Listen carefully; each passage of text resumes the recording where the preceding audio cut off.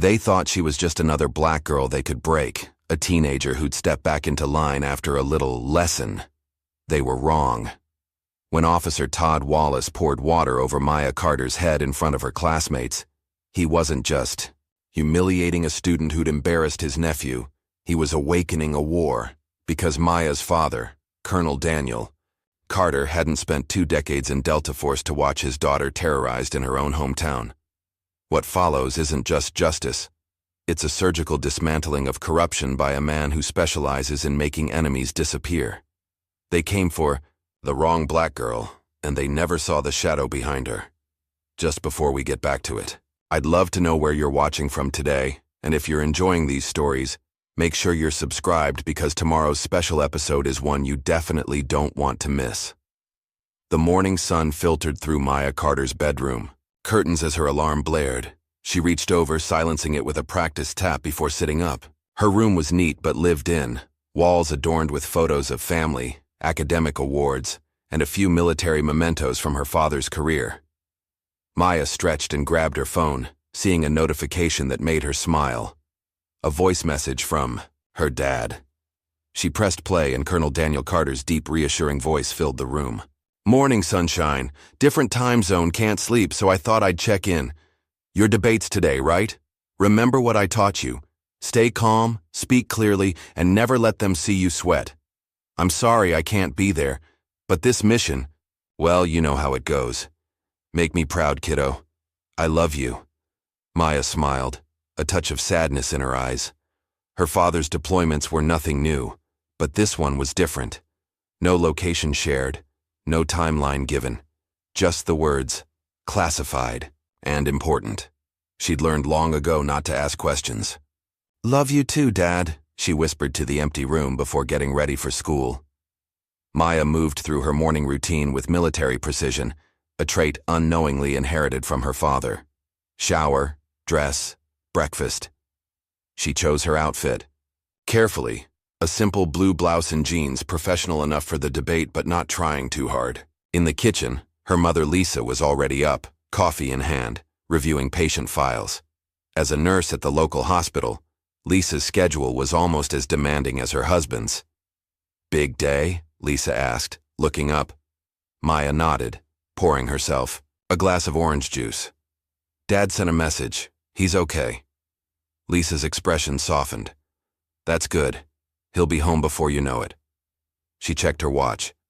"I've got an early shift. Need a ride to school?" "No thanks. I could use the walk to clear my head before the debate." The walk to Jefferson High was peaceful, the late September air crisp but not cold. Maya used the time to mentally review her arguments. The topic was modern civil rights, something she was passionate about, having experienced her fair share of prejudice in their predominantly white suburban town. As she approached the school building, the peaceful morning atmosphere evaporated. Standing near the entrance was Ethan Wallace, tall, blonde, and perpetually smirking. He was surrounded by his usual entourage, all laughing too loudly at something he'd said. Maya tried to walk past unnoticed, but Ethan's voice carried. "I'm telling you, my uncle basically runs this town. Dad says he's got more pull than the mayor." He laughed, running a hand through his perfectly styled hair. "Last week he pulled over some guy from the east side, and when the dude tried to complain, Uncle Todd just laughed and wrote him another ticket." His friends chuckled appreciatively, and Maya felt her jaw tighten. Todd Wallace's reputation was well known, a cop who played by his own rules and seemed untouchable because of it. Maya slipped past the group without comment. She had better things to focus on than Ethan's boasting. The morning passed quickly, and by afternoon, Maya found herself in the debate classroom. Mrs. Peterson, their teacher, was setting up while students filtered in. Maya took her assigned position, laying out her notes methodically. Across from her, Ethan sauntered in, flashing a confident smile at his supporters. "Today's debate topic is the current state of police reform in America," Mrs. Peterson announced. "Team 1 will argue for increased oversight, Team 2 against. Maya's team will begin." Maya stood, her nervousness disappearing as she began her opening statement. She cited statistics, referenced recent cases, and made a compelling argument for accountability. When she finished, there was a moment of impressed silence before polite applause. Ethan's rebuttal started strong but quickly veered off topic. "The police are the thin blue line protecting us from chaos," he said, his voice rising. "Maybe if certain communities showed more respect for authority, there wouldn't be problems in the first place." A murmur rippled through the classroom. Mrs. Peterson frowned but allowed him to continue. When Maya's turn came again, she spoke calmly. "The issue isn't about respect, it's about systems of power and who they protect. When your uncle brags about writing extra tickets for East Side residents, that's not law enforcement, that's harassment." The room went silent. Ethan's face flushed deep red. "My team has shown that reform benefits everyone, including good police officers who want to serve with honor," Maya continued, refusing to back down. "Your argument isn't just flawed, Ethan, it's dangerous." By the time the debate ended, the winner was clear. Mrs. Peterson awarded Maya's team the victory, praising their research and composure. As students filed out, Maya could feel Ethan's glare burning into her back. She was at her locker when he approached, his friends conspicuously absent. "You had no right bringing my uncle into this," he hissed, leaning close enough that only she could hear. "You made me look like an idiot." Maya closed her locker calmly. "You did that yourself." As she turned to leave, Ethan grabbed her wrist. "Don't walk away from me, you." Pure instinct took over. In one fluid motion, a self-defense move her father had drilled into her since childhood, Maya twisted, using Ethan's momentum against him. Before either of them fully realized what was happening, Ethan was on his back, staring up at the hallway ceiling. The wind knocked out of him. A small crowd had gathered, wide-eyed and whispering. Maya stood frozen, suddenly aware of what she'd done. "You're crazy!" Ethan sputtered, scrambling to his feet as a teacher approached to investigate the commotion. Before anyone could question her, Maya walked quickly away, heart pounding. She'd never used those moves on anyone before. Her father had been clear, self-defense only, never aggression. But Ethan's grip, his anger, something had triggered her training. Ethan watched her go, humiliation turning to cold hatred in his eyes. That afternoon, Ethan stormed into his house, slamming the door behind him. His Uncle Todd was in the living room, still in his police uniform, boots up on the coffee table as he watched TV. "What's got you all worked up?" Todd asked, barely glancing away from the screen. "That Carter girl," Ethan spat. "She embarrassed me in debate, then attacked me in the hallway, flipped me onto the ground in front of everyone." This caught Todd's attention. He sat up, his expression darkening. "Carter? Daniel Carter's kid?" "Yeah, that military guy. His daughter Maya thinks she knows everything about police work.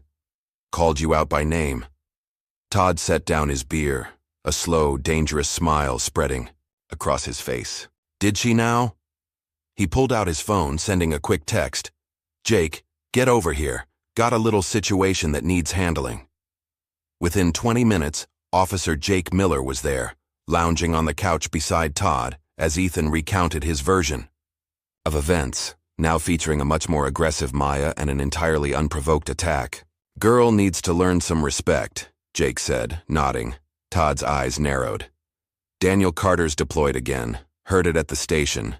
Wife works long shifts at the hospital." He turned to Ethan. "Which way does she walk home?" "Down Oakwood, usually." Todd and Jake exchanged looks, a silent understanding passing between them. "Time to put some fear into this one," Todd said, standing up and adjusting his belt. "Show her how things work in our town." Maya walked home alone that afternoon, unaware of the conversation that had taken place. The fall leaves crunched beneath her feet as she replayed the day's events. The debate had gone well, but the incident with Ethan troubled her. Would there be consequences?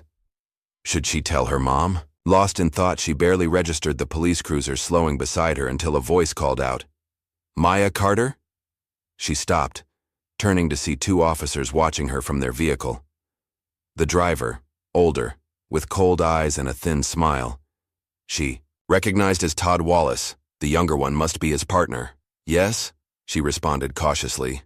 "We need to have a chat about what happened at school today," Todd said. his tone falsely pleasant as both officers stepped out of the car. "I was defending myself," Maya said firmly, though her heart raced. "Ethan grabbed me first," Jake snorted. "That's not what we heard. Sounds like you assaulted the kid for no reason." "That's not true," Maya protested. "There were witnesses." "Witnesses can be confused," Todd said, stepping closer. "What we have here is a case of a student with a violent outburst. Ethan's my nephew, sure, but I'm a professional. I just want to make sure everyone gets treated fairly." The way he emphasized fairly made Maya's skin crawl. "I think you should apologize to Ethan," Todd continued. "Keep this from becoming a bigger issue." Maya straightened her shoulders. "I won't apologize for defending myself." Something cold flashed in Todd's eyes. In one quick movement, he grabbed Maya's arm and pushed her against the police car, her cheek pressed to the cool metal. "Listen carefully," he whispered, his mouth close to her ear. "This town has rules. My rules. Your daddy isn't here to protect you." Maya remained silent, heart hammering as Jake laughed softly. "We'll be keeping an eye on you," Todd continued, releasing her with a small shove. "For your own safety, of course." As they drove away, Maya stood shaking, anger and fear coursing through her. From a nearby house, an elderly man watched through his window, his phone recording the entire encounter. Mr. Wilson had seen Todd's behavior before. This time, he had evidence. The next day dawned with a sense of dread hanging over Maya. She'd told her mother nothing about the encounter with Todd and Jake, not wanting to worry her while her father was away. But as she approached Jefferson High, that decision felt increasingly wrong. She spotted the police cruiser immediately, parked just across from the school entrance, Todd leaning against it with arms crossed. His eyes locked on her the moment she came into view. Maya kept walking, determined to show no fear, though her heart pounded against her ribs. She'd almost reached the school steps when Todd pushed off from his car and intercepted her path, a water bottle in his hand. "Morning, Maya," he said, loud enough for nearby students to hear. His voice was friendly, but his eyes were cold as stone. "Thought you might be thirsty after your walk."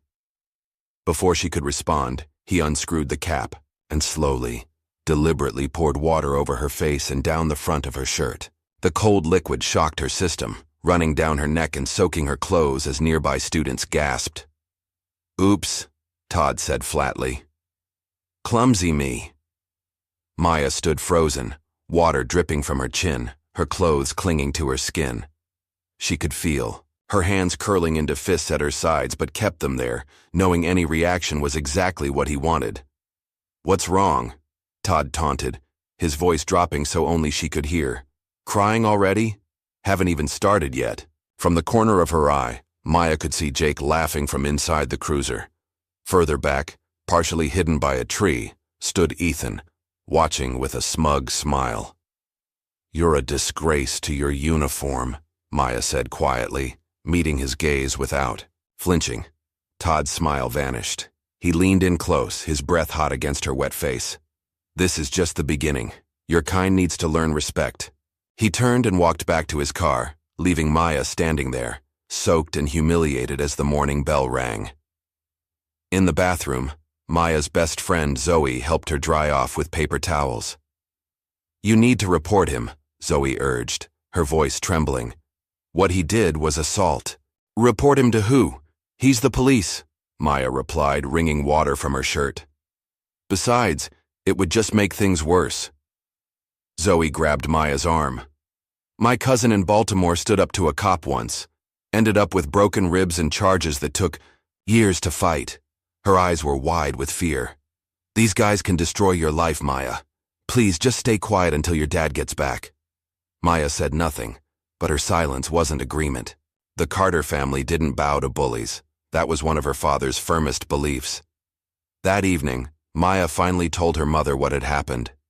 Lisa Carter's face darkened with each detail, from the hallway incident with Ethan to Todd's water bottle accident. "We're going to the station right now," Lisa said, grabbing her keys. "Mom, no," Maya pleaded. "Todd's got friends there. It won't help. Let's wait for Dad." Lisa hesitated, torn between maternal fury and practicality. 3 more weeks, she finally said. Your father's back in 3 weeks. If anything else happens, anything, we go straight to the state police, promise me.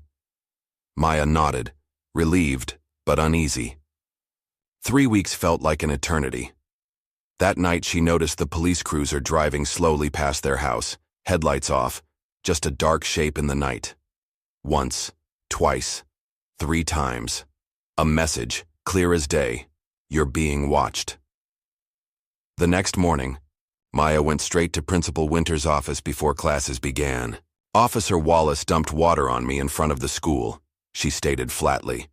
I want to file a formal complaint.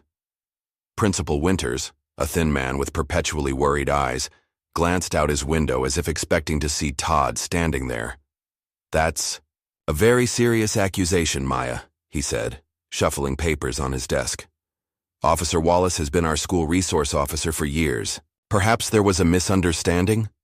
It wasn't a misunderstanding, Maya insisted. He did it to intimidate me because I stood up to his nephew. Winters sighed, removing his glasses to rub the bridge of his nose. Look, Maya, you're one of our best students. I don't want to see you get caught up in something complicated. The police department and this school have a very important relationship. So you're not going to do anything, Maya said flatly. I'll speak to Officer Wallace about appropriate behavior on school grounds, Winters replied weakly. But these things are best handled delicately. Maya left his office knowing exactly what delicately meant. Not at all. The halls were nearly empty. As she made her way to her locker, most students already in their first period classes. The metallic scent hit her before she even turned the dial. Spray paint, fresh and sharp in the air. She opened the locker to find her books dripping with black paint, the interior walls covered with ugly slurs. Someone had taken their time, making sure the damage was thorough. Impressive, isn't it? Maya turned to find Ethan leaning against the lockers, arms crossed, a satisfied smile on his face. Did you do this? She demanded. Me? I've been in the library all morning. Ask anyone. His smile widened. Though I did hear someone might have left their locker unlocked. Careless. Maya slammed the defaced locker shut. You won't break me, Ethan. Maybe not, he conceded with a shrug. But Uncle Todd isn't worried about breaking you. He's just getting started. Throughout the day, Maya noticed the whispers, the sideways glances from students and even teachers. By lunchtime, she realized why. Rumors were circulating that she had a violent record, that she'd been kicked out of her previous school, that her father's military career was in jeopardy because of her behavior.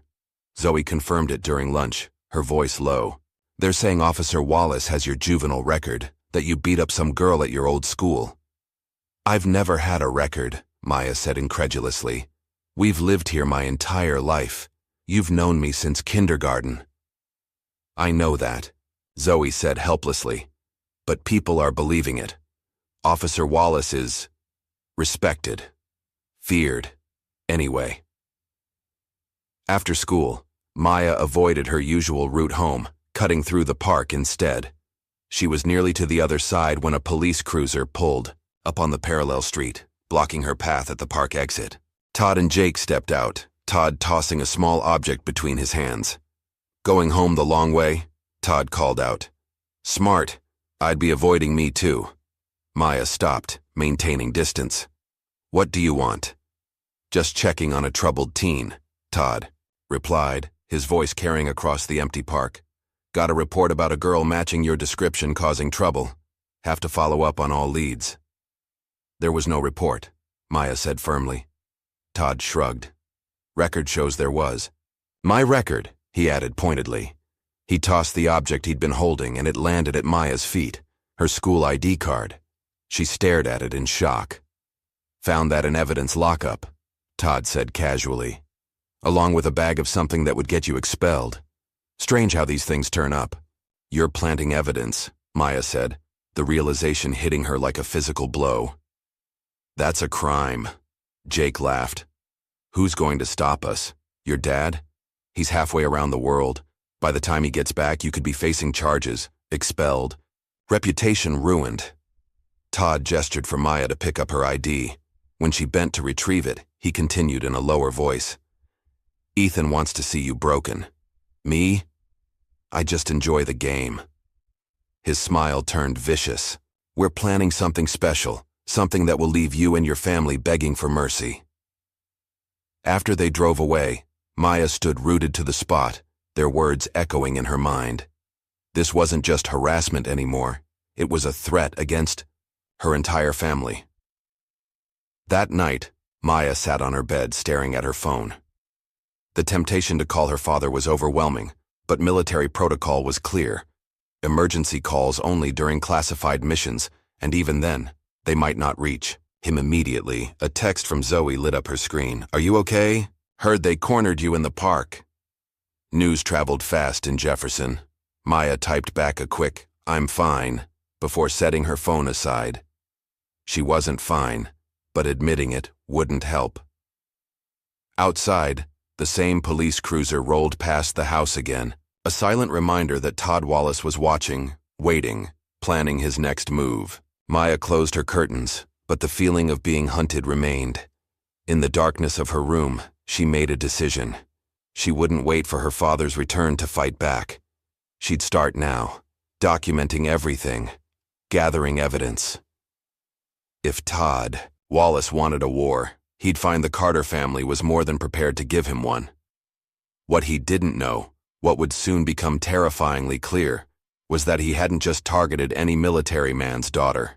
Colonel Daniel Carter was one of the most feared Delta Force commanders in modern warfare, a man who specialized in making enemies disappear without a trace. And he was coming home. Maya sat at the kitchen table, absent-mindedly pushing scrambled eggs around her plate.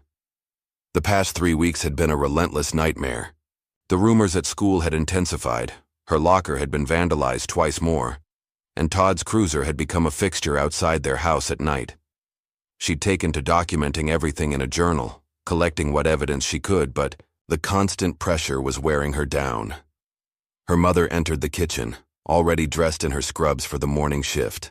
You're up early, Lisa remarked, pouring herself coffee. Her eyes lingered on Maya, noting the dark circles that had become permanent fixtures under her daughter's eyes. Couldn't sleep, Maya replied simply. Lisa sighed, setting her mug down. I've been thinking, maybe we shouldn't wait for your father. I could take the day off and we could drive to the state police headquarters. Before Maya could respond, the front door opened. Both women froze, then relaxed at the familiar sound of heavy boots in the hallway.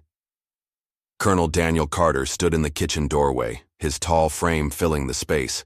His military haircut was slightly grown out, and stubble shadowed his jaw. Though he smiled at the sight of his family, his eyes, sharp and observant, immediately picked up on the tension in the room. Surprise, he said, dropping his duffel bag. Lisa was across the room in seconds, wrapping her arms around him. Maya followed, burying her face in her father's chest, inhaling the familiar scent of his cologne mixed with the sterile airport smell.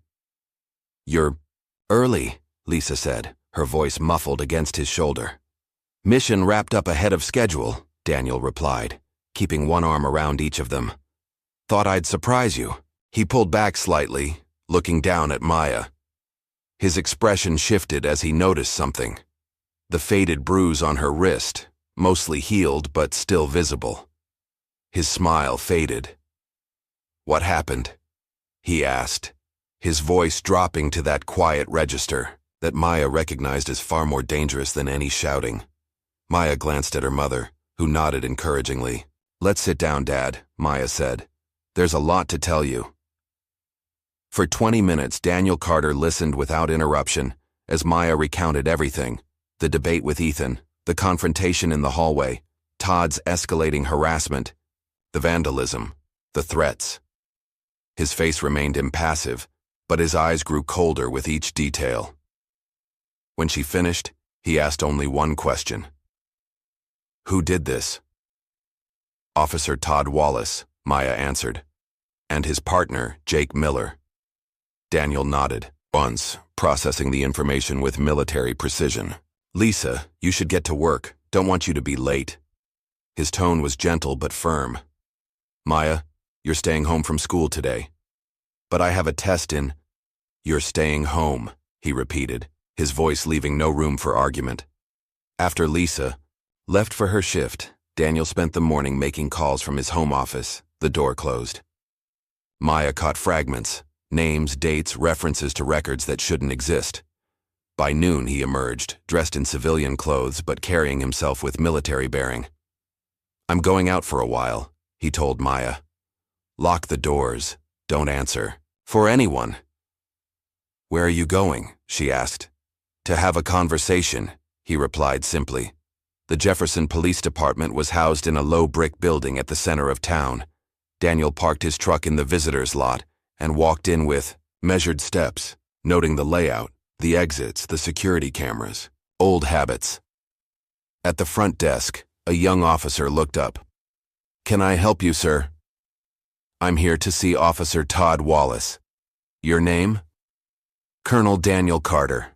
The officer's eyebrows rose slightly in recognition, either of the name or the rank. "Let me see if he's available."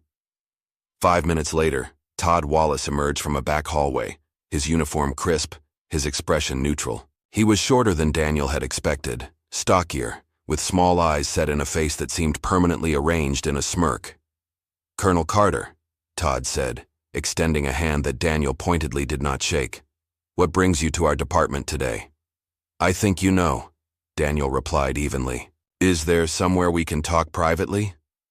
Todd led him to a small interview room, gesturing for Daniel to take a seat. Instead, Daniel remained standing, watching as Todd closed the door. "My daughter tells me you've been harassing her," Daniel said without preamble. Todd's smirk widened. "Kids these days always exaggerating. We had a minor incident with your daughter displaying some aggressive behavior at school. I was just doing my job, keeping the peace." "By pouring water on a teenage girl? By stalking her home? By spreading lies about her record?" Daniel's voice remained calm, but his eyes had hardened to granite. "That's not peacekeeping, Wallace. That's abuse of power." Todd leaned against the wall, arms crossed. "Look, Colonel, I appreciate your service and all, but you've been away. Maya's been disruptive, disrespectful to authority. The girl needs to learn her place." Daniel stepped closer, his movement so smooth and controlled that Todd didn't register the danger until Daniel was directly in front of him, close enough that Todd had to tilt his head up to maintain eye contact. "Listen carefully," Daniel said, his voice dropping to a whisper. "You don't know what war looks like, Wallace. But you will." Todd swallowed, his swagger momentarily faltering before he recovered. "Is that a threat, Colonel?" "It's a promise," Daniel replied. "Stay away from my family." As Daniel turned to leave, Todd called after him. "What's your plan here exactly? We're the law in this town. You going to call the army? Your fancy Delta Force buddies?" Daniel didn't bother to turn around as he opened the door. "I don't need the army for this." Back at the station's break room, Todd recounted the encounter to Jake and 2 other officers, his voice loud enough to carry. "Military guy thinks he's tough shit," he laughed, cracking open a soda. "Like I'm going to be scared of some by-the-book soldier." Jake looked less certain. "Delta Force though, man. Those guys aren't regular army." "So what?" Todd scoffed. "What's he gonna do? Call the army? We've got badges, guns, and the whole system behind us. He's got nothing." He crushed the empty can in his fist. "In fact, I think it's time we stepped things up, show the Carters exactly who runs this town." That evening, Daniel sat at the kitchen table with Maya and Lisa, maps of the neighborhood spread out before them. He'd spent the afternoon making more calls, gathering information, and setting up surveillance cameras around their property. Small, military-grade devices that could capture clear images even in darkness. "The important thing is documentation," Daniel explained, showing them how to access the camera feeds on their phones. "Every interaction, every sighting, every threat, all of it gets recorded."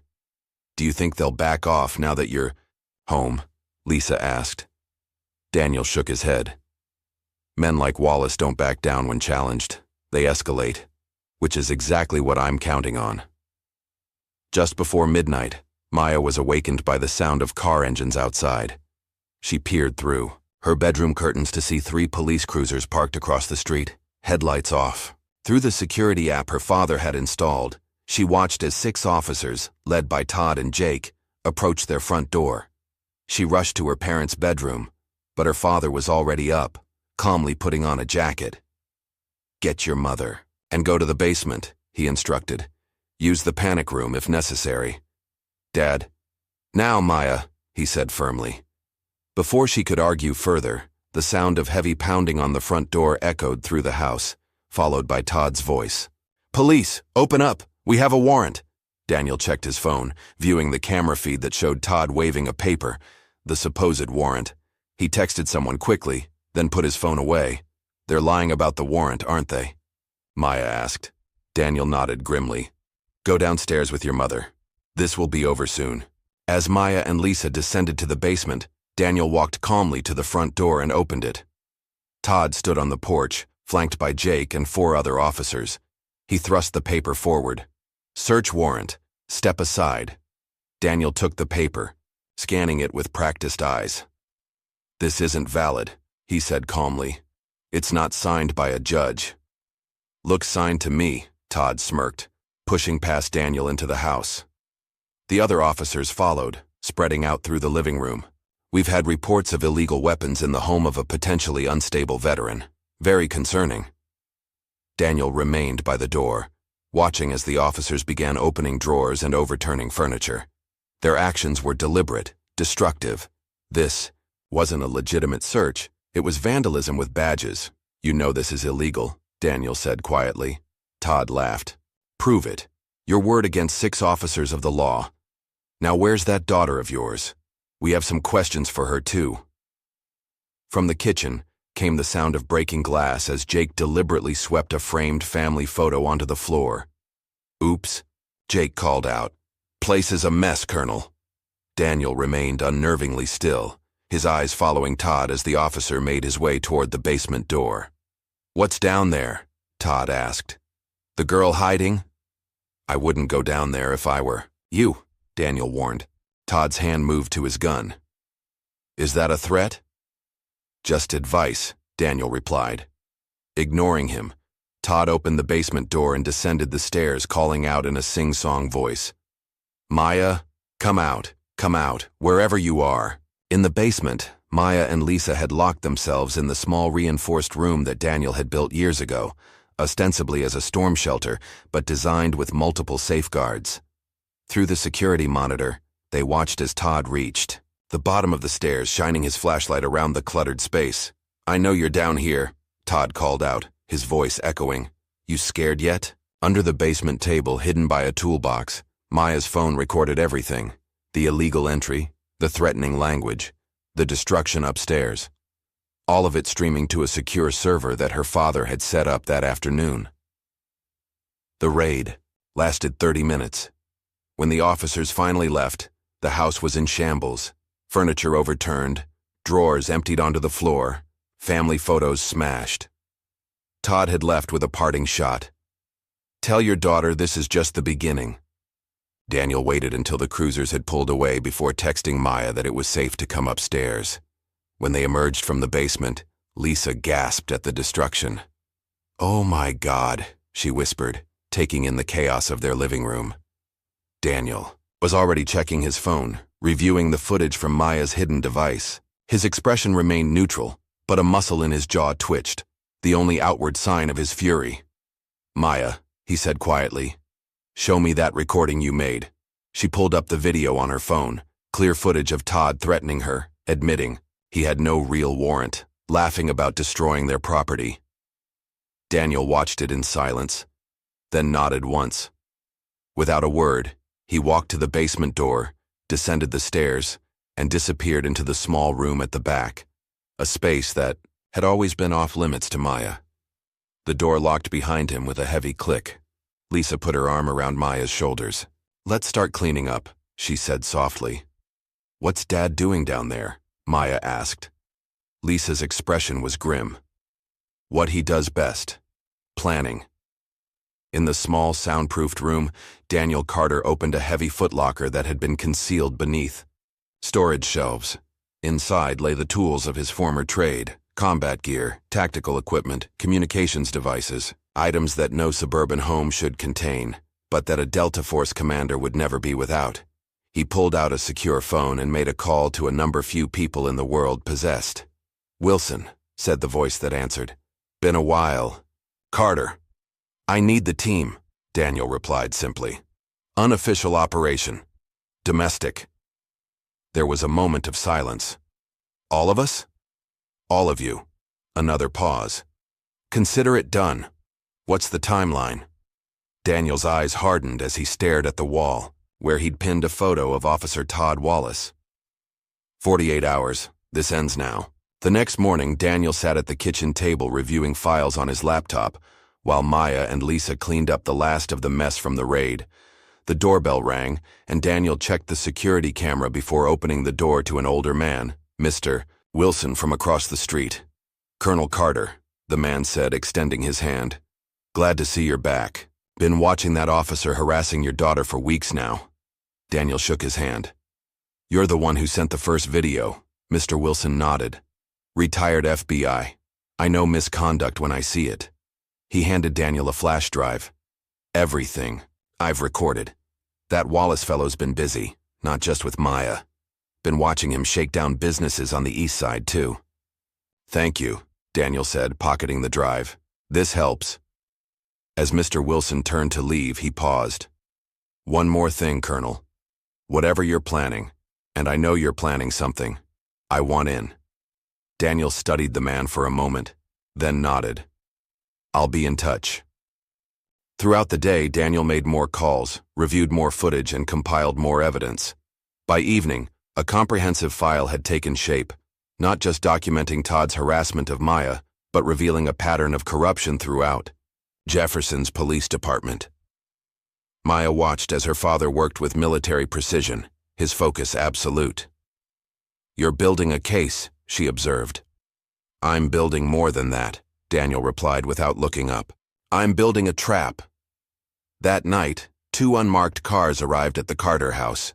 From them emerged 4 men, each moving with the same disciplined grace as Daniel.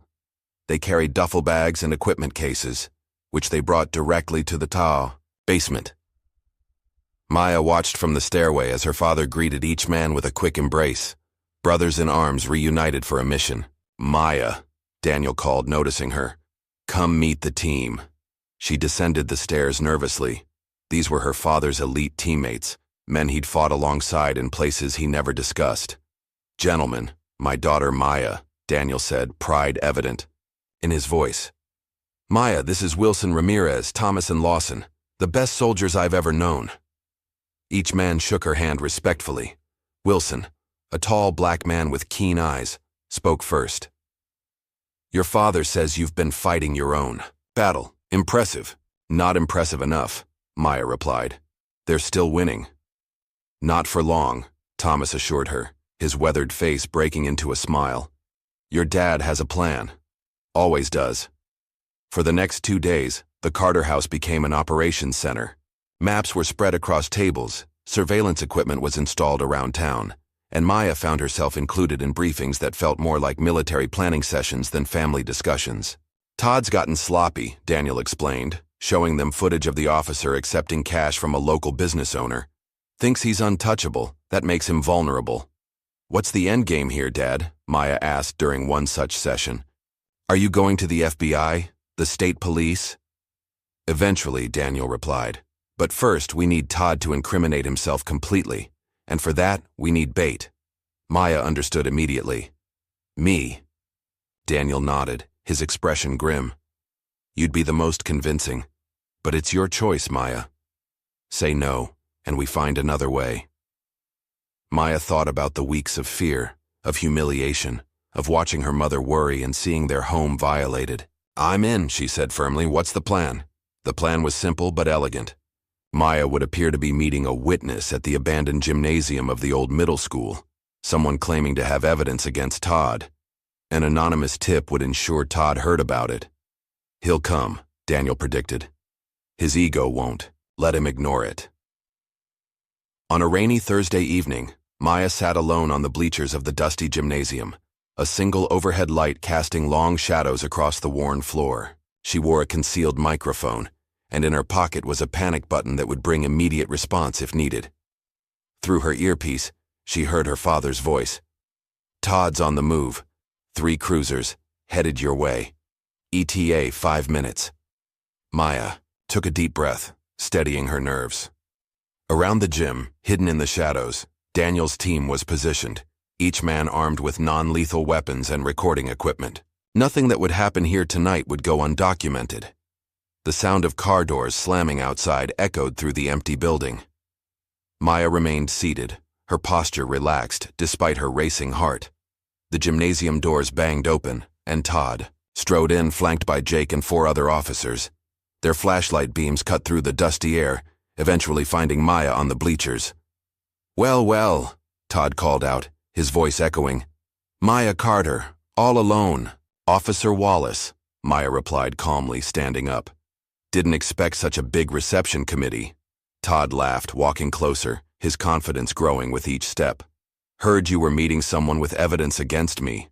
Where are they?" "They couldn't make it," Maya said with a slight shrug. "Just me." The officers spread out, forming a loose semicircle around her. Todd's hand rested casually on his gun. "You really thought you could win?" he asked, genuinely amused. "A teenage girl against the entire police department?" "I thought I could do what's right," Maya replied. Todd moved forward, his intent clear in his eyes. Time to finish this once and for all. Suddenly, the gymnasium lights cut out, plunging the space into total darkness. The officer's flashlight swept frantically, catching nothing but empty air. "What the hell?" Jake's voice echoed, panic evident. A deep, commanding voice resonated through the darkness. "Wrong move!" The emergency lights flickered on, casting an eerie red glow throughout the gymnasium. Todd and his men found themselves surrounded by shadows that hadn't been there moments before.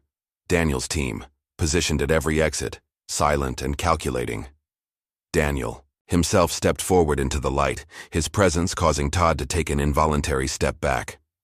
"Colonel," Todd said, forcing a laugh that didn't reach his eyes. "This is a police operation. You're interfering with what?" Daniel cut him off.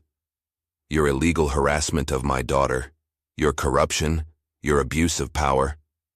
He gestured around the gym. "Did you notice we're in Jefferson County, not your jurisdiction? Did you bring a warrant this time, or are you just making it up as you go?" Todd's hand moved toward his weapon, but Wilson's voice came from behind him.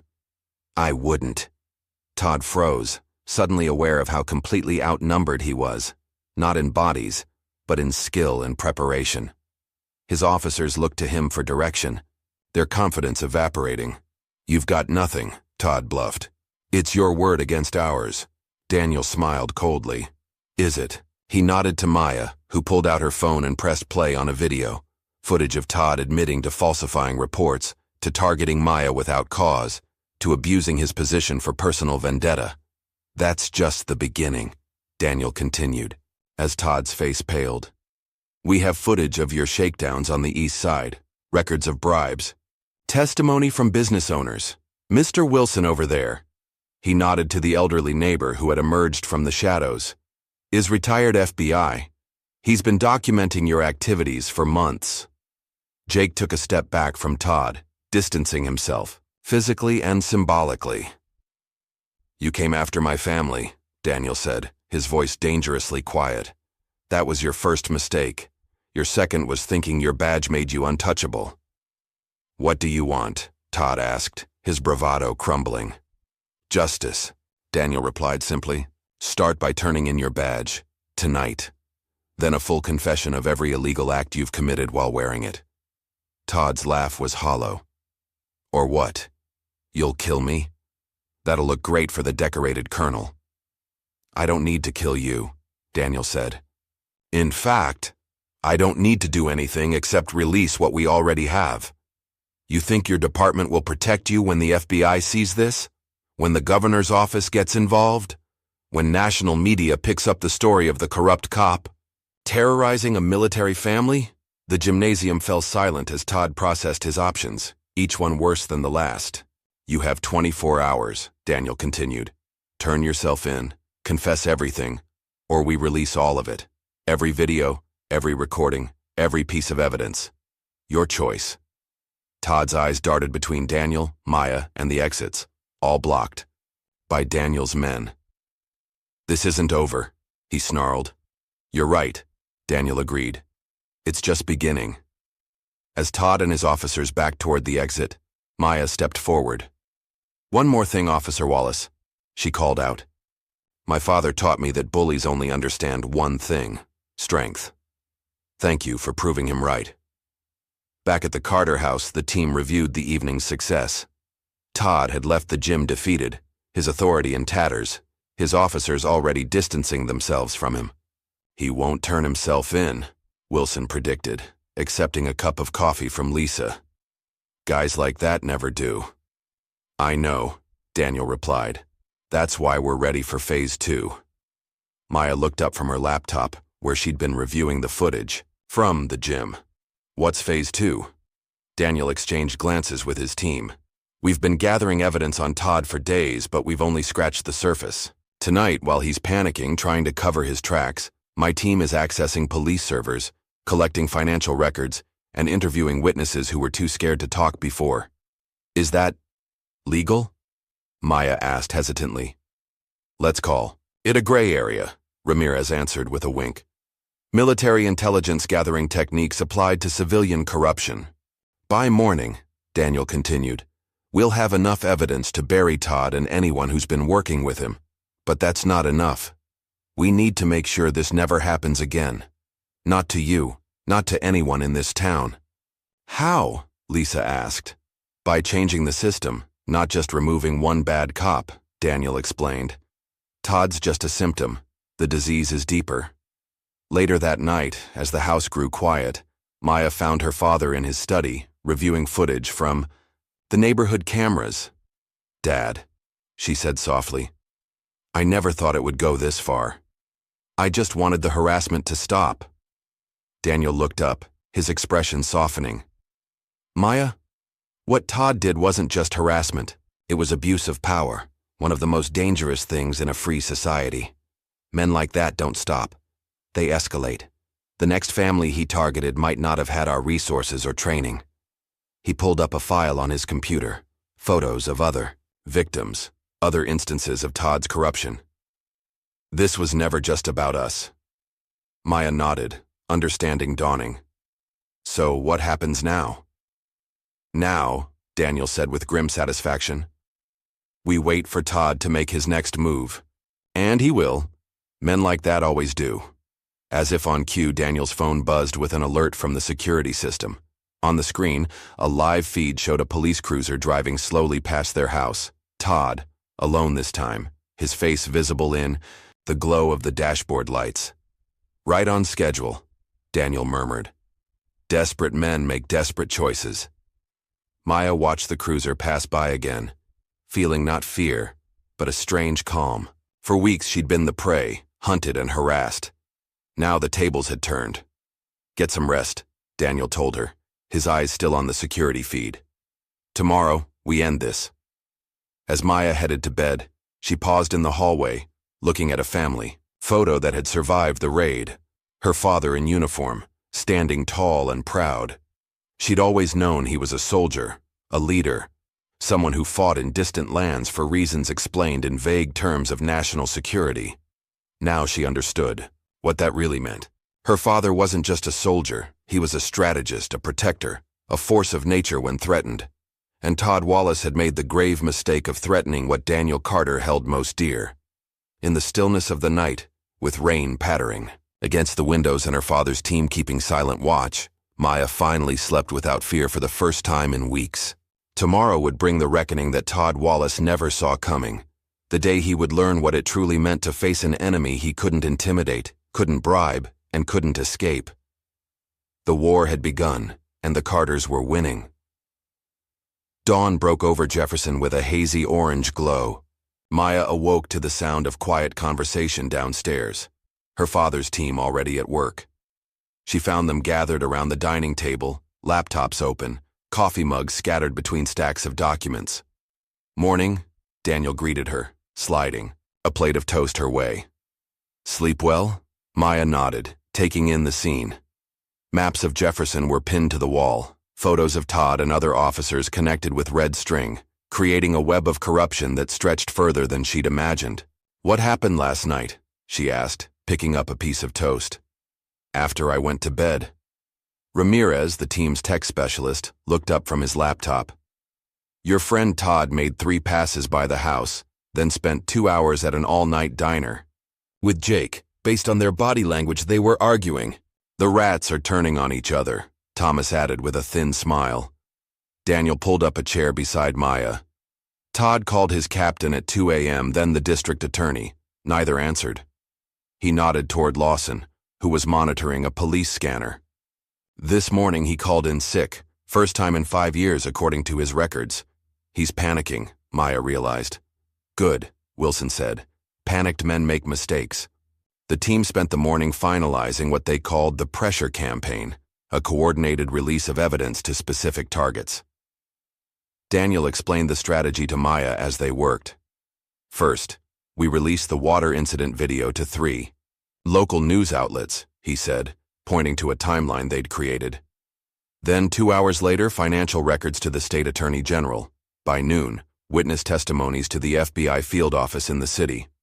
"Why not all at once?" Maya asked. "Psychology," Wilson answered. "Let him feel the noose tightening slowly, each revelation worse than the last." By mid-morning, the first video was making rounds on local news and social media. Todd pouring water over Maya, his smirking face clearly visible. The Carter's house phone began ringing with calls from reporters seeking comment. Daniel's team monitored Todd's movements through a network of surveillance.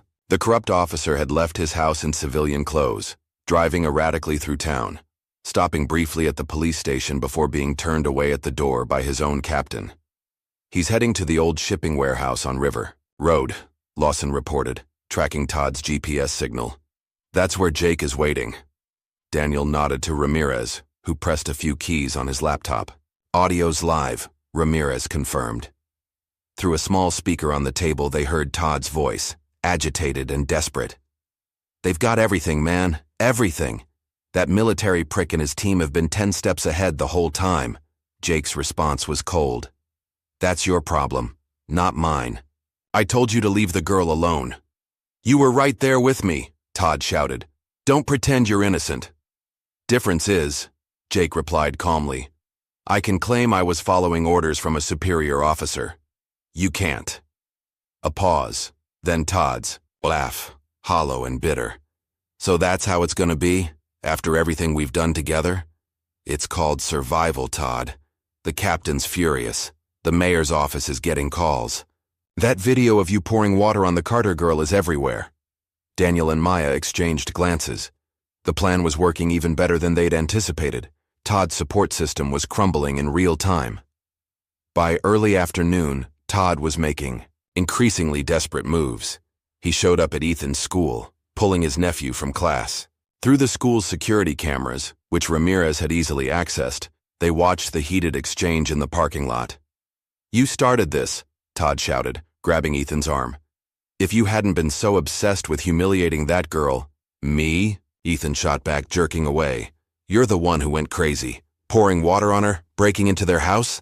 That wasn't my idea." "Don't talk to me like that," Todd snapped, raising his hand threateningly. Ethan stepped back, shock registering on his face. "Are you going to hit me now? Like you hit those guys on the east side who couldn't pay up?" Todd's expression shifted from anger to alarm. "How do you know about that?"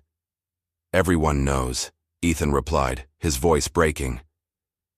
"It's all over social media. Mom's been crying all morning. Dad won't even look at me." The confrontation ended with Todd storming back to his car, leaving Ethan standing alone in the parking lot, his world collapsing around him just as Todd's was. Daniel turned to Maya after watching the footage. "Todd's running out of allies. Fast." "What? About Ethan?" Maya asked, surprising herself with the question. Daniel studied his daughter. "What about him?" "He looks Broken. He helped start this, Thomas reminded her. I know, Maya said quietly. But he's also just a kid who thought his uncle was some kind of hero. Before Daniel could respond, Ramirez called out from his station. Colonel, Todd's on the move again, heading toward the mayor's office. They watched through traffic cameras as Todd's car weaved through downtown Jefferson, parking haphazardly in the city hall lot. He stormed into the building, bypassing security with his badge. This should be interesting, Wilson murmured, tapping into the mayor's office security feed. Mayor William Grant was a thin, nervous man who had been in office for nearly a decade, largely by avoiding controversy and maintaining the status quo. When Todd burst into his office unannounced, the mayor's face registered shock, then dismay. "Officer Wallace," he stammered, rising from his desk. "This is highly inappropriate." "You need to help me," Todd demanded, slamming his hands on the mayor's desk. "Call off the hounds. Tell the media there's an investigation pending, that they can't run these stories." Mayor Grant's eyes darted to his closed door, then back to Todd.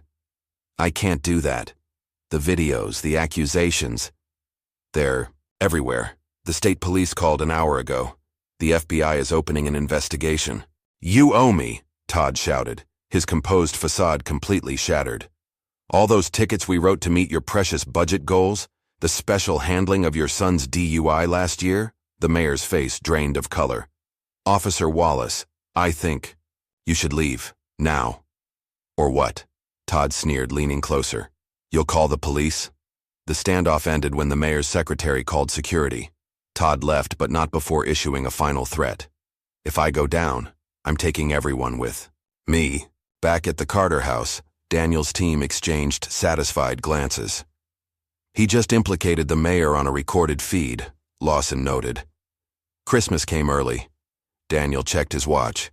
"It's been 18 hours since our ultimatum. He has 6 hours left to turn himself in before we release everything." "He won't do it," Ramirez predicted, cycling through more surveillance feeds. "Guys like Todd don't surrender, they lash out." Daniel nodded grimly. "That's what I'm counting on." As evening approached, the team tracked Todd to his home, where he spent an hour frantically shredding documents before packing a bag. His movements were erratic, his planning sloppy, a far cry from the confident, swaggering officer who had terrorized Maya weeks earlier. "He's making a run for it," Wilson observed. "No," Daniel replied, studying the feed. "He's getting ready for a last stand." Maya, who had been helping her mother prepare dinner for the team, joined them as Todd made a series of calls from his burner phone, calls to officers who had participated in his corrupt schemes over the years. "He's calling in all his chips," Daniel explained, "gathering whatever allies he has left for one final play." "Against us?" Maya asked, concern crossing her face. Daniel placed a reassuring hand on her shoulder. "That's what he thinks, but he's walking right into our final trap." As darkness fell, Todd drove to an abandoned warehouse on the outskirts of town. One by one, cars arrived. 5 in total, each carrying an officer loyal to Todd or too compromised to refuse his call. Through thermal imaging equipment that Ramirez had set up earlier, they watched the meeting unfold. Todd paced as he addressed his diminished crew, gesturing wildly, occasionally slamming his fist against a crate for emphasis. "He's planning something tonight," Daniel concluded, turning to his team. "Wilson, Thomas, I want you in position at the north and south approaches to our street. Ramirez, maintain surveillance. Lawson, alert our contacts at state police and FBI that Todd might be making a move." Lisa, who had been quietly observing from the kitchen doorway, stepped forward. "Should we leave the house? Stay somewhere else? Tonight?" Daniel shook his head. "That's exactly what he wants. To drive us out, make us look afraid. We stay put. But Maya," he turned to his daughter, "you'll be in the panic room with your mother if anything happens." "But I want to help," Maya protested. "You already have," Daniel assured her. "More than you know. Now it's our turn to finish this." As the team mobilized, Maya pulled her father aside. "I know you're doing all this for me, but you won't hurt them, right? Even Todd." Daniel's expression softened. "This isn't about hurting anyone, Maya. It's about justice. Real justice, not the twisted version Todd's been enforcing. She nodded, satisfied with his answer, though she couldn't shake the feeling that the night would end in ways none of them could predict. By 11 o'clock, the Carter house was ready. Security systems activated. Panic room prepared. Daniel's team in position. Through their surveillance network, they watched Todd's group leave the warehouse, splitting into two vehicles that headed directly toward their neighborhood. "They're coming," Ramirez confirmed. "ETA 10 minutes. Daniel gathered everyone in the living room for final instructions. "Lisa, Maya, panic room at the first sign of trouble. No arguments." He handed Lisa a secure phone. "This connects directly to state police. If anything happens to us, press the red button." As Lisa and Maya headed reluctantly to the basement, Daniel turned to his team. "Non-lethal responses only. We're soldiers, not vigilantes." The men nodded, checking equipment one last time. They had disabled most of the streetlights, plunging the neighborhood into an unusual darkness that would disorient Todd and his men, while giving Daniel's team, equipped with night vision, a significant advantage. At precisely 11:17 p.m., Todd's two vehicles entered the neighborhood, driving with headlights off. They parked 3 houses away, and 6 figures emerged, moving with poor imitations of tactical formation toward the Carter home. "Amateurs," Wilson muttered over the comms from his position. "They're not even checking their flanks." Daniel watched from an upstairs window as Todd led his men across the lawn, their silhouettes visible against the faint moonlight. When they reached the porch, Todd paused, producing what looked like a small battering ram. "Front door in 3, Daniel warned over comms. "Positions ready." The crash of the battering ram against the front door echoed through the silent house.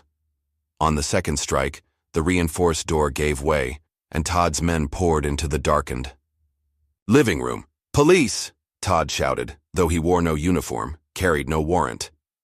The house remained silent, appearing empty. Todd signaled his men to spread out, searching for the family he was determined to terrorize one final time. "Carter!"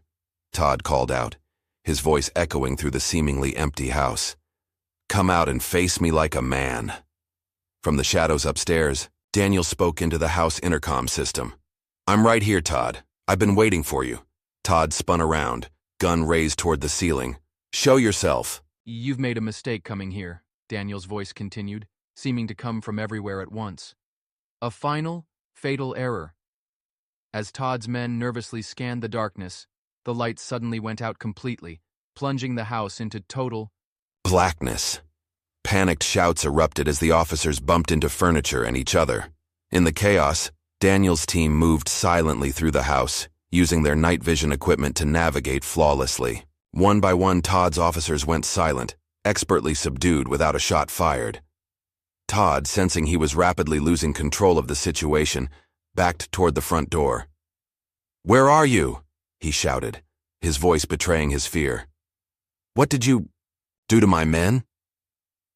When the lights flickered back on, Todd found himself alone in the living room, his gun still drawn, but his men nowhere to be seen. Before him stood Daniel, unarmed, hands clasped behind his back in a relaxed military pose. "Your men are fine," Daniel said calmly, "which is more than I can say for your future." Todd leveled his gun at Daniel's chest, his hand trembling slightly. "You think this ends here? I'm still a cop. I've still got friends in high places." "No, Todd," came Maya's voice from the staircase. "You don't have anything left." Both men turned to see Maya standing halfway down the stairs, phone in hand, recording everything. "This was never a fight," she continued, echoing her father's earlier words. "It was an execution. You just didn't know it yet." Todd's face contorted, with rage.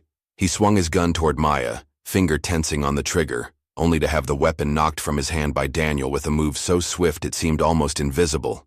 In the next instant, Todd was on his knees, Daniel's knee pressing firmly into his back as he secured the officer's hands with zip ties. "You're done," Daniel said quietly. Outside, sirens wailed in the distance, not Todd's corrupt allies, but state police and FBI agents who had been standing by, waiting for precisely this moment. Todd had walked into a trap of his own making, His illegal raid on a military family's home captured from multiple angles, his own threats recorded and live-streamed. As officers entered the house, Daniel handed Todd over without comment. The corrupt cop was led away in handcuffs, still shouting threats and accusations that no one bothered to acknowledge. Daniel's team emerged from various parts of the house, each escorting one of Todd's subdued officers to the waiting authorities. Lisa joined Maya on the stairs, wrapping a protective arm around her daughter as they watched justice finally unfold. A state police captain approached Daniel, extending his hand. "Colonel Carter, we've been monitoring this situation since your first report. Impressive work. Just protecting my family," Daniel replied simply. "Well," the captain said, looking around at the evidence being collected, the officers being processed, "you did a lot more than that. You may have cleaned up an entire department." As the law enforcement officers began clearing out, Daniel turned to Maya. "It's over," he said softly. "He can't hurt you anymore." Maya nodded, tears of relief finally coming after weeks of fear and tension. "I know, Dad. I know." The days following Todd Wallace's arrest unfolded like a carefully orchestrated symphony of justice. Morning news shows led with aerial footage of the disgraced officer being escorted from the Carter home in handcuffs. By afternoon, headlines declared a corruption earthquake shaking the foundations of Jefferson's police department. Maya watched it all unfold from the quiet safety of her living room, her father's team gradually dispersing as their mission concluded. Ramirez was the last to leave, ensuring all surveillance equipment was properly removed and all digital footprints erased. "You did good, kid," he told Maya before departing. "Most civilians would have broken under half the pressure you handled." "I'm a Carter," she replied with a small smile. "We don't break easily." On the third day after the raid, Daniel received a call from the state police commissioner requesting a meeting. He returned home that evening with news that surprised even his tactical mind. "Todd's singing like a canary," he told Maya and Lisa over dinner. "Implicating everyone. Fellow officers, the captain, even the mayor. It's like a dam broke." "Why would he do that?" Lisa asked. "I'd have expected him to fight every charge." "Self-preservation," Daniel explained. "His lawyer showed him all our evidence. There's no way out for him except to cooperate and hope for a reduced sentence." Maya pushed her food around her plate. "What happens to the other officers? The ones who helped him?" "Case by case," Daniel replied. "The ones who were just following orders might get reassigned or suspended. The ones who were actively corrupt," he shrugged, "they'll face charges." The conversation was interrupted by a news alert on Daniel's phone. The local station was reporting that Police Captain Richard Barnes, Todd's superior, had called an emergency press conference. They turned on the television just in time to see Captain Barnes approach a podium outside the police station, his face grim but determined. "In light of recent events," Barnes began, "I want to assure the citizens of Jefferson that the actions of Officer Todd Wallace do not represent the values or standards of our department. While I take full responsibility for any failures of oversight under my command, I want to make it clear that Officer Wallace acted alone in his harassment of the Carter family." Daniel snorted. "There it is, the betrayal we predicted." On screen, a reporter called out, "Captain Barnes, records show you signed off on multiple falsified reports filed by Officer Wallace. How do you explain that?" Barnes's composure slipped. Momentarily. I'm not at liberty to discuss ongoing investigations, but I assure you, any officer found to have violated their oath will be held accountable." As the press conference continued, the captain's denials grew increasingly desperate. By the end, even the most casual viewer could see he was throwing Todd under the bus to save himself. "Classic damage control," Daniel observed, turning off the TV. "He knows the evidence trail leads right to his office." The next morning, Maya returned to school for the first time since the raid. Lisa had offered to let her stay home longer, but Maya refused. "I'm not hiding anymore," she declared. The reception at Jefferson High was surreal. Students who had previously ignored her now watched with fascinated respect as she walked the halls. Teachers who had dismissed her complaints now greeted her with forced smiles and awkward apologies. At her locker, Newly repainted after the vandalism, Zoe was waiting. "Oh my God," Zoe whispered, hugging Maya tightly. "The whole school's talking. About what happened. About your dad taking down Officer Wallace. Is it true he had a whole team of Delta Force guys with him?" Maya smiled, not confirming or denying. "It's good to see you too, Zoe." As they walked to class together, Maya noticed a familiar figure standing alone at the end of the hall. Ethan Wallace, head down, avoiding eye contact with everyone. The usual crowd of admirers was noticeably absent. His parents pulled him out. "Yesterday," Zoe explained, following Maya's gaze, "but the principal made them bring him back, said he needed to face the consequences of his actions." "How bad has it been for him?" Maya asked. "Bad," Zoe replied. "Nobody's talking to him. Someone spray-painted corrupt on his locker. Even the teachers are cold to him." Maya watched as Ethan shuffled into a classroom, shoulders hunched against the weight of his uncle's legacy. Despite everything, she felt a twinge of sympathy. Ethan had been cruel, entitled, and arrogant, but he hadn't ordered the raids or poured water over her head. He was in many ways just another teenager who had believed the wrong stories about power and privilege. Later that day, Maya found herself alone in the library during her free period. She was surprised when Ethan approached her table, his expression a mixture of fear and determination. "Can I talk to you?" he asked quietly, glancing around to ensure no one was watching. Maya hesitated, then nodded toward the empty chair across from her. Ethan sat down, hands fidgeting nervously on the table.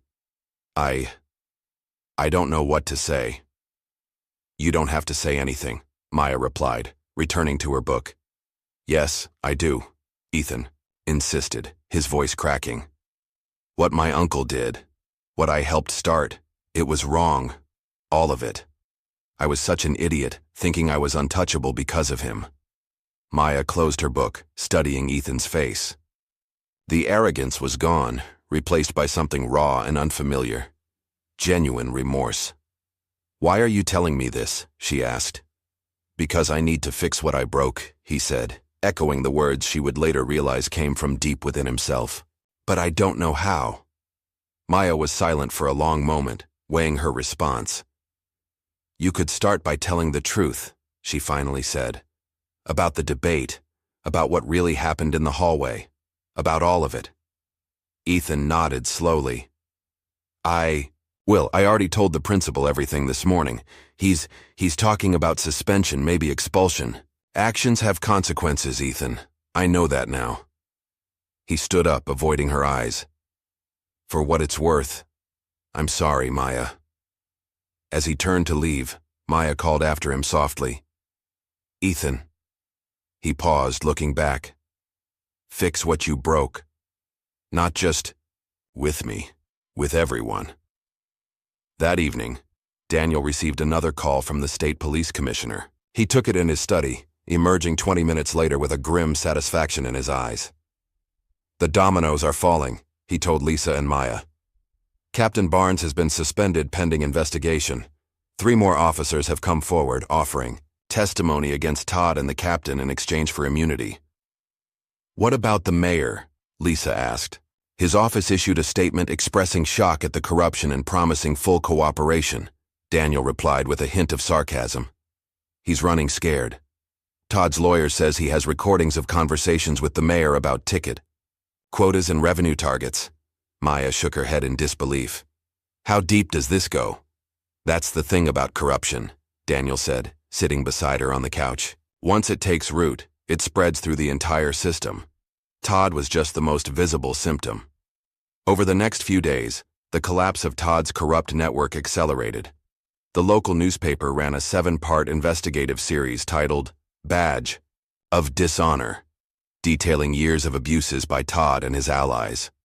Former victims came forward with stories that echoed Maya's experience: harassment, false charges, intimidation. The district attorney announced a special task force to review every case Todd had been involved with over the past decade. The city council held emergency sessions to discuss police reform and oversight. What had begun as one officer's vendetta against a teenage girl had exposed systemic failures throughout Jefferson's power structure. A week after Todd's arrest, Daniel received an unexpected visitor, Detective Sarah Reynolds from the state police. She brought news that Todd's preliminary hearing had been scheduled, along with a request that Maya consider testifying. "Your statement would be powerful," Detective Reynolds explained. "But I understand if it's too difficult." Maya looked to her father, who nodded encouragingly. "It's your choice, Maya. No one would blame you for wanting to put this behind you." "I'll do it," Maya said firmly. "People need to hear what happened, all of it." Later that evening, after Detective Reynolds had left, Daniel found Maya sitting on the back porch, staring thoughtfully at the sunset. "You sure about testifying?" he asked, joining her. "Yes," she replied without hesitation.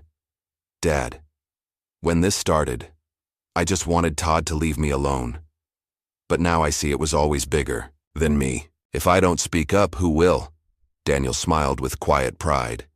"You know, your mother and I raised you to stand up for what's right. But watching you do it, seeing your strength through all this, it's humbling." "I learned from the best," Maya said, leaning against his shoulder. As darkness fell over Jefferson, miles away in the county detention center, Todd Wallace sat alone in his cell. His lawyer had just left after delivering the latest blow. Jake Miller, his former partner and friend, had agreed to turn state's witness. In exchange for a reduced sentence, Jake would testify about years of corrupt practices, excessive force, and illegal activities. Todd's empire hadn't just crumbled, it had collapsed completely, burying him beneath the wreckage of his own making. As he stared at the cinderblock walls of his cell, Officer Todd Wallace finally understood what Colonel Daniel Carter had meant. At their first meeting, "You don't know what war looks like, Wallace, but you will." The war had come, not with guns and bombs, but with evidence and justice. And Todd had lost before he even knew he was fighting. The next morning, Maya walked into Jefferson High with her head held high. For the first time in weeks, there were no whispers, no sideways glances, just respect. As she made her way to her locker, students parted slightly, not out of fear but a new kind of deference.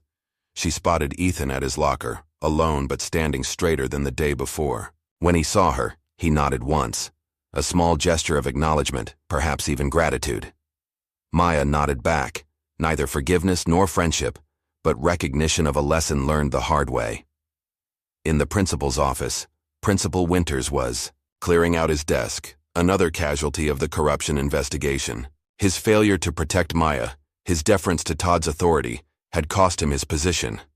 As Maya passed by the open door, he looked up, his face etched with regret. "I'm sorry, Maya," he said simply. "I should have listened to you." Maya paused, in the doorway. "Yes," she agreed. "You should have." She continued down the hall, head high, steps confident. The girl who had once been targeted for standing up to a bully was now the symbol of justice in Jefferson, a living reminder that even the most powerful corruption could be brought down by the courage of a single person who refused to be silenced. And behind her, unseen but ever present, stood the shadow of her father, the Delta Force commander who had taught her that true strength wasn't about intimidation or power, but about standing firm when the world tried to push you down. The empire had crumbled, and from its ruins, something better would rise.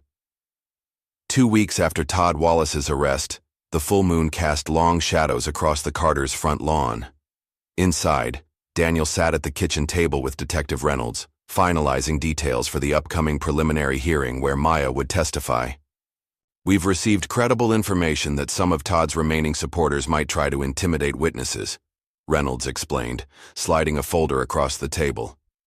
"Nothing specific about Maya, but I wanted you to be aware." Daniel flipped through the intelligence reports with practiced eyes. Not surprising. A cornered animal is most dangerous when it has nothing left to lose. "We'll have security in place," Reynolds assured him. "But given your unique capabilities, I thought you should know what we're dealing with." After Reynolds left, Daniel found Maya in the living room, reviewing her written statement for the hearing. "Everything okay?" she asked, noticing his expression. "Just some precautions we need to take," he replied, sitting beside her. How are you feeling about tomorrow? Maya set down her notes. Nervous, but ready. She paused, studying her father's face. There's something you're not telling me. Daniel smiled despite himself. Maya had always been perceptive. Detective Reynolds believes some of Todd's friends might cause trouble at the hearing. Are they going to try to stop me from testifying? They might try. They won't succeed. Maya nodded, a determined set to her jaw that reminded Daniel of himself. I've been thinking about what I want to say, she told him. Not just about what Todd did, but why it matters. How many others might have been hurt if we hadn't stopped him? That's important, Daniel agreed. This was never just about us. That night, as the Carter family prepared for bed, Daniel's security system alerted him to movement at the edge of their property. On the monitors, he watched 3 figures in dark clothing approaching through the neighbor's yard. Amateurs, he muttered, texting Wilson and Lawson, who had remained in town as a precaution. Within minutes, they confirmed they were in position, watching the intruders. Lisa, Maya, Daniel called quietly up the stairs. Basement, now! Without question, they headed for the reinforced room, practiced and calm. Daniel positioned himself in the darkened living room, night vision goggles ready, as the intruders reached the back porch. The first one tried the door, locked of course, then pulled out what appeared to be a lock-picking tool. Daniel recognized him as Officer Peter Davis, one of Todd's closest allies in the department, and one of the few who hadn't yet been suspended. 3 on the back porch, Daniel murmured into his comm. Wilson, Lawson, wait for my signal. The back door opened with a faint click, and the 3 officers crept inside, unaware they were already caught in Daniel's trap. Their whispered conversation carried clearly in the silent house. Check upstairs, Davis instructed. Find the girl. Remember, we just need the evidence she's planning to present tomorrow. No unnecessary force. And if they wake up? Another officer asked nervously. They won't, Davis replied with cold confidence, as the officers split up. Daniel allowed them to search the empty bedrooms upstairs before making his move. When Davis headed toward the basement door, Daniel activated the house's emergency lighting system, bathing the interior in a disorienting blue glow that rendered their flashlights useless. The intruders froze, suddenly realizing something was wrong. In their moment of confusion, Wilson and Lawson entered through the front and back doors simultaneously, silent and efficient. What the? Davis began, reaching for his weapon, only to find Daniel standing directly behind him, having moved through the house without making a sound. Looking for something, Officer Davis? Daniel asked calmly. The raid turned into an ambush, within seconds. Wilson and Lawson subdued the other 2 officers with practiced ease, using zip ties to secure their hands. Davis, finding himself suddenly alone and outmatched, raised his hands slowly. This isn't what it looks like, he stammered.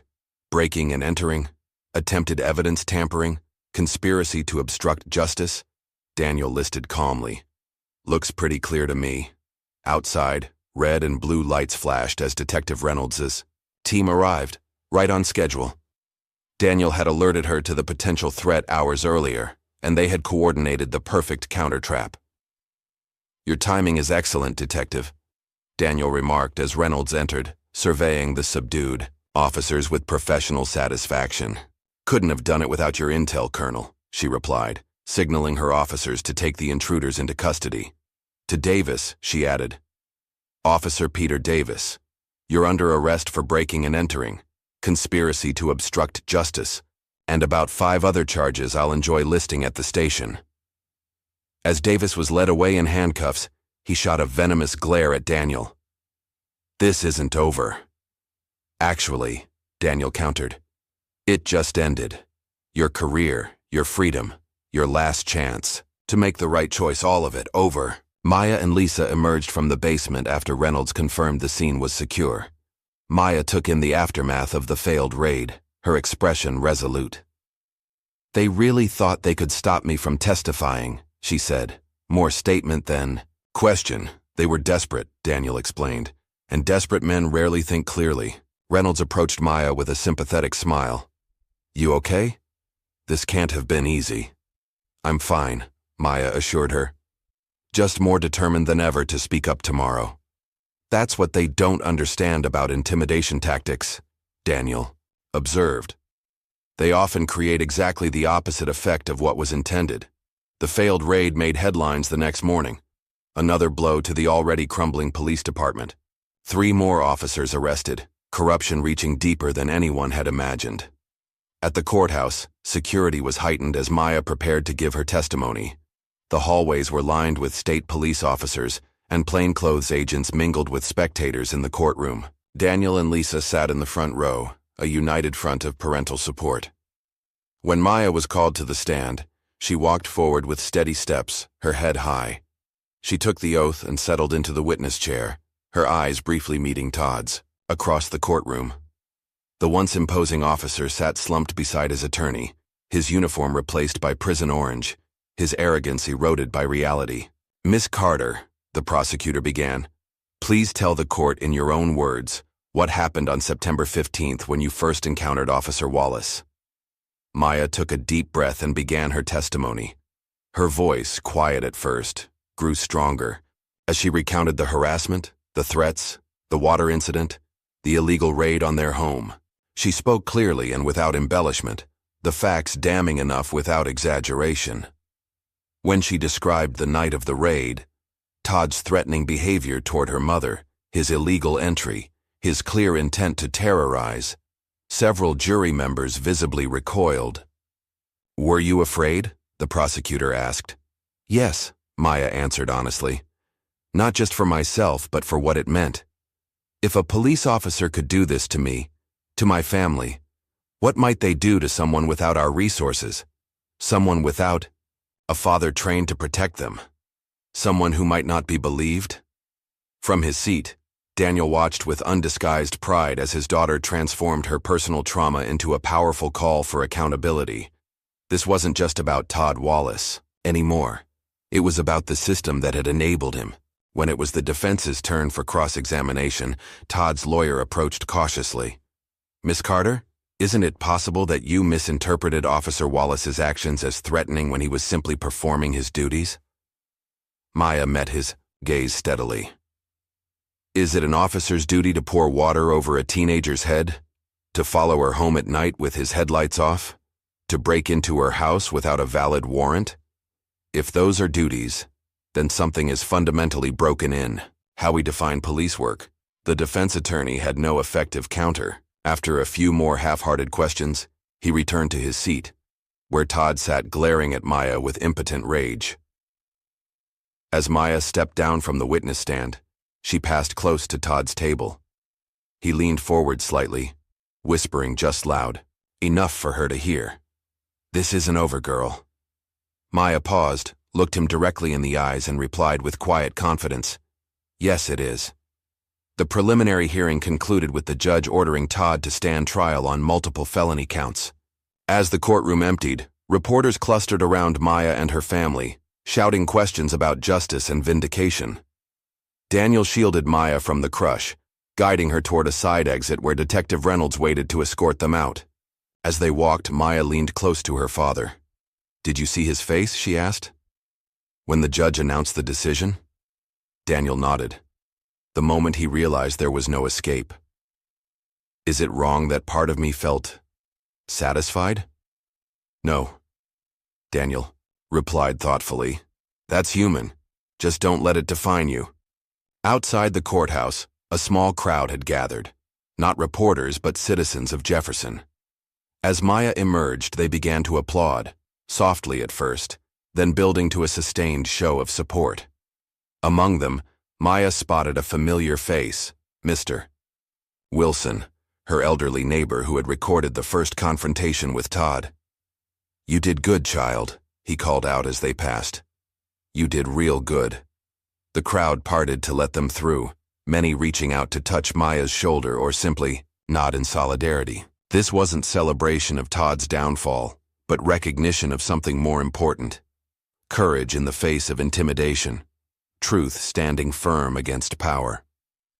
As they reached their car, Daniel noticed a solitary figure standing at the edge of the parking lot, Ethan Wallace watching silently.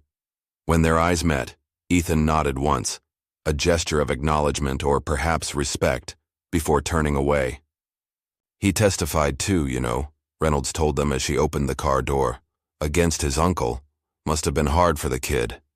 Maya watched Ethan's retreating figure. Sometimes doing the right thing is hard. That's what makes it matter. That night, the shadows that had lingered over the Carter house for weeks seemed to lift. The threat wasn't completely gone. Todd's trial was still months away, and the full extent of corruption in Jefferson remained to be exposed. But a corner had been turned. As Maya prepared for bed, she paused at her window, looking out at the quiet street. No police cruisers lurked in the shadows. No malevolent presence watched from the darkness. For the first time in weeks, the night felt simply like night. Peaceful, ordinary, safe. In the basement, Daniel locked away the last of his tactical equipment. The mission was transitioning now, from immediate protection to long-term justice. His team had dispersed, returning to their civilian lives with the satisfaction of a job well done. The war was over. The reckoning had come. And from the ashes of corruption, something new was beginning to emerge.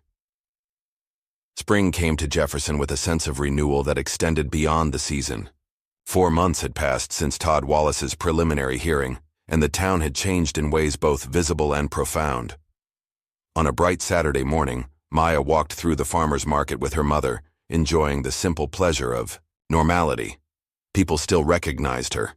The girl who stood up to corruption was not easily forgotten, but the whispers had changed from scandal to respect.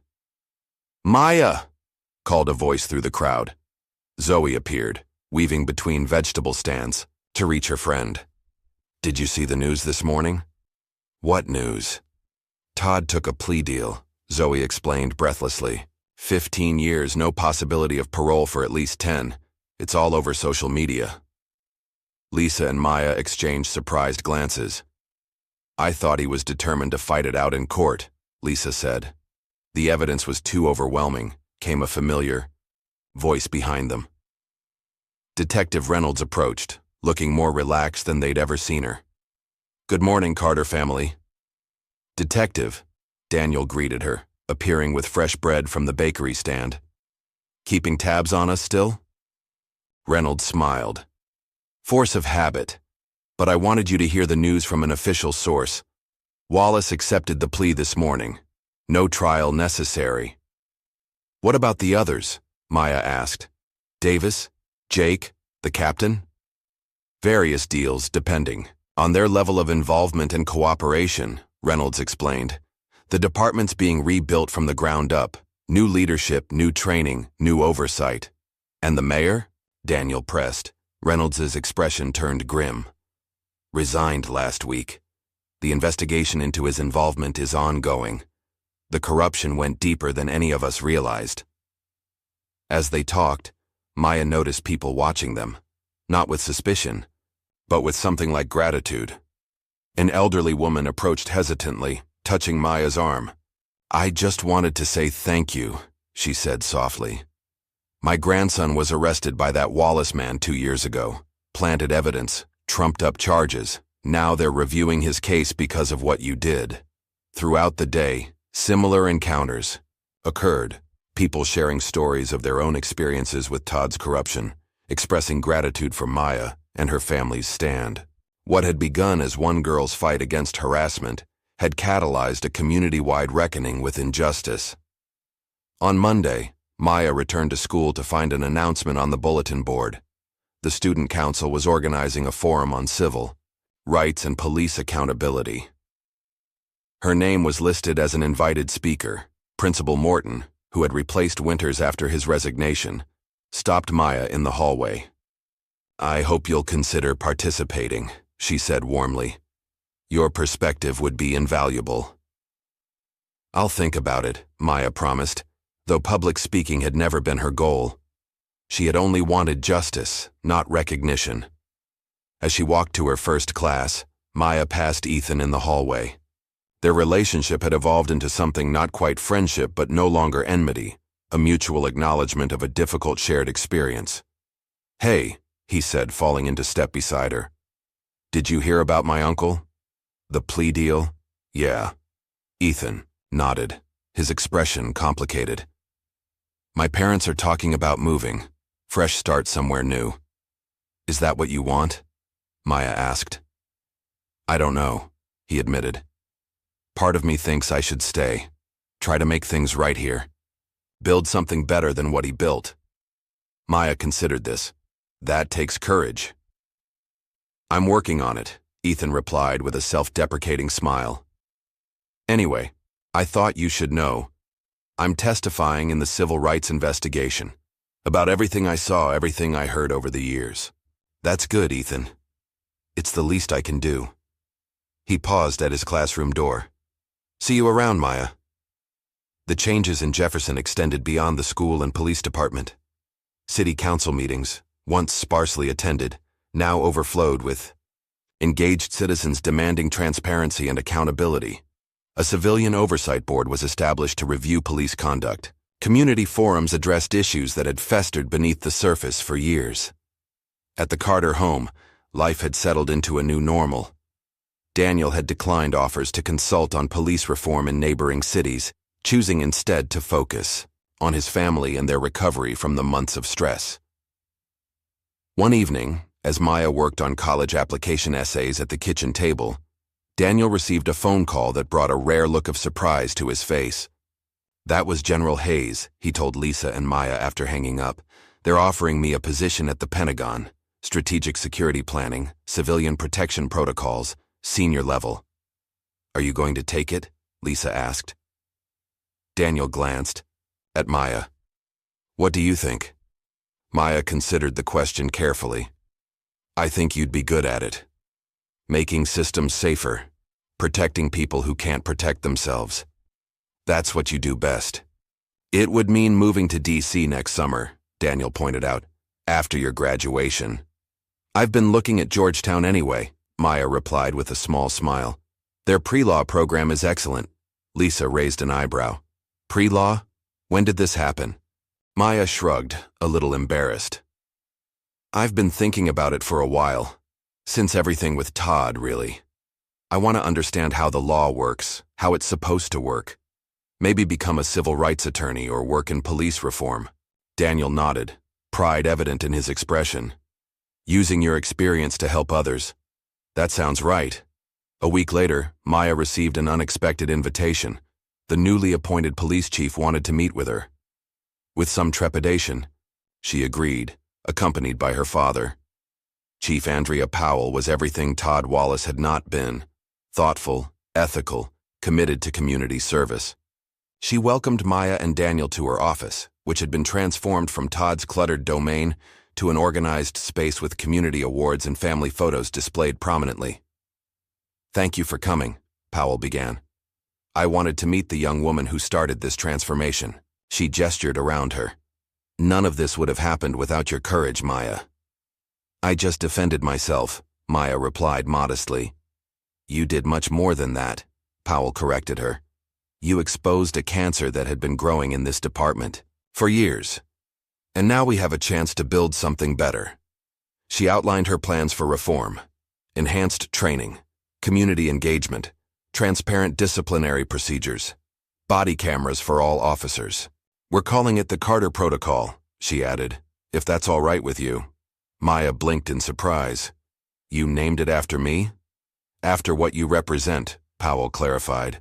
Standing up to abuse of power, even when it seems hopeless.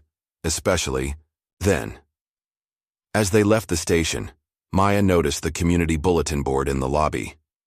Among the notices and wanted posters was a framed photograph of a young black woman in police uniform.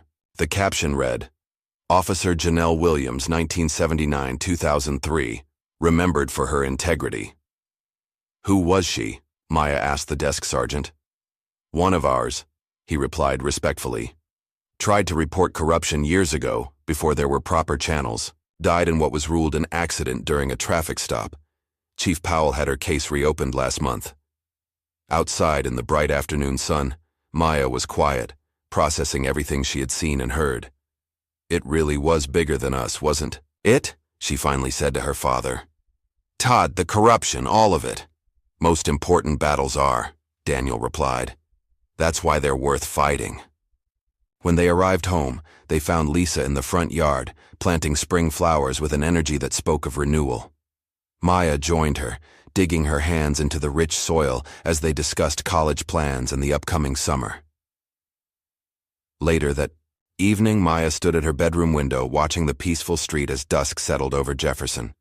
So much had changed in 7 months. The town, the school, herself. The fear that had once shadowed her daily life had transformed into something unexpected. Purpose. On her desk lay college applications and the draft of an essay about justice and accountability. Beside them, a letter from a law firm specializing in civil rights cases, offering her a summer internship before she began college. Maya thought about what Chief Powell had said, standing up to abuse of power, even when it seems hopeless. It hadn't felt like courage at the time, just necessity, survival, doing what had to be done. But perhaps that was what courage really was. Her phone chimed with a text from Zoe. Meeting tomorrow about the Student Rights Committee? Your voice matters. Maya smiled, typing back a quick confirmation. Her voice did matter. She had learned that lesson through fire and fear, through standing firm when the world tried to push her down. Downstairs, she could hear her parents talking quietly. In the kitchen, her father's deep laugh mingling with her mother's lighter one. The sound of safety, of family, of home.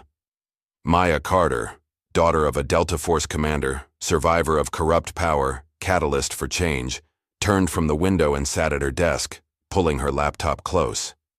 There was work to do, a future to plan, a legacy to build. Outside, Jefferson continued its slow transformation. Inside, Maya began to write, her words flowing with newfound confidence. I learned about justice not from textbooks, but from its absence. I learned about power not from those who wielded it corruptly, but from those who stood against such corruption. And I learned that a single voice, raised in truth, can echo far beyond what anyone might imagine. The next morning, Maya walked into Jefferson High with her head held high, as students parted to make way, showing a respect born not of fear, but of admiration. She carried herself with the quiet confidence of someone who had faced darkness and emerged stronger, wiser, more determined. Over breakfast, Daniel had told her something that resonated deeply. They thought they could break you, but they didn't know who they were dealing with. Maya Carter, daughter, student, catalyst for change, smiled to herself as she headed to class, ready to continue the work that had only just begun. What would you do if the system meant to protect you became your greatest threat? Maya's story reminds us that courage isn't the absence of fear, but acting despite it. If this story of justice and accountability moved you, please like, subscribe, and share. For more stories that challenge our understanding of power and resilience, hit that notification bell.